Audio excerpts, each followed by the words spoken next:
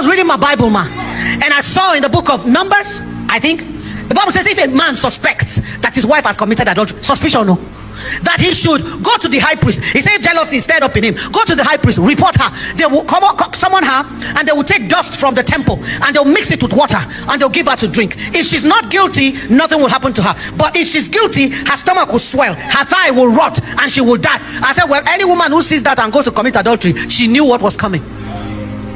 Then I kept reading to see where God said if the woman too suspect. Our own is not suspect. We don't catch them. We caught them at it. It's not just suspicion. We have caught them. I was ready to see where God will say, if the woman too suspect, go and report. I didn't see it. I finished the book of Numbers. In no day. I went to Deuteronomy. In no day. Exodus. So in no day. Genesis. So in no day. I said, God, what is this? I said, God, this is wrong. This is unfair. This is not right. How can you give the men the opportunity to come to you and say, I suspect, and you won't give the woman the opportunity to come and say, I caught him? We did not even just suspect, we caught him. Why will you do that? That's unfair. I told God, I said, when I get to heaven, that's one of the first questions you will answer for me. I said to God, I don't like this. This is not fair. You are part of the problem.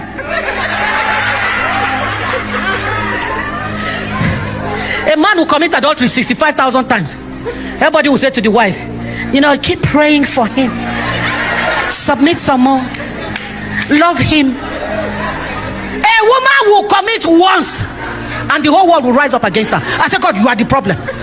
Why will you do that? One day, everywhere I was preaching to women like this, I would say it. One day I was preaching in a Methodist church, River State Methodist Women's Convention. All of them came from all over the state. There were thousands of women there. And I was saying this thing. God said to me, stop. You don't have to wait till you get to heaven for me to answer you. He said, I'll answer you now. And the way you have accused me before the people vindicates me. I said, Lord, what do you mean? He said, I do not condone adultery in men. I already said it that a man who commits adultery is reduced to a loaf of bread. In Message translation, he said he commits a brainless act. He's brainless. In the book of Job, he says, adultery will root out all my increase. In the book of Job, he says, if I have knocked at another man's door, he said, then let my wife grind for other men. May other men bow upon her. Go read it, it's there.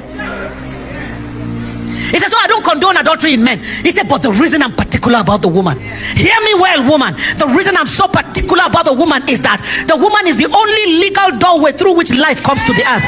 So if she pollutes that passage, everything that comes through her is polluted. That's why Jesus was born by a virgin, so that he will not take on spirits that have nothing to do with the kingdom. That's why you cannot open your body anyhow. Ma, I run a rehabilitation center. We help drug addicts.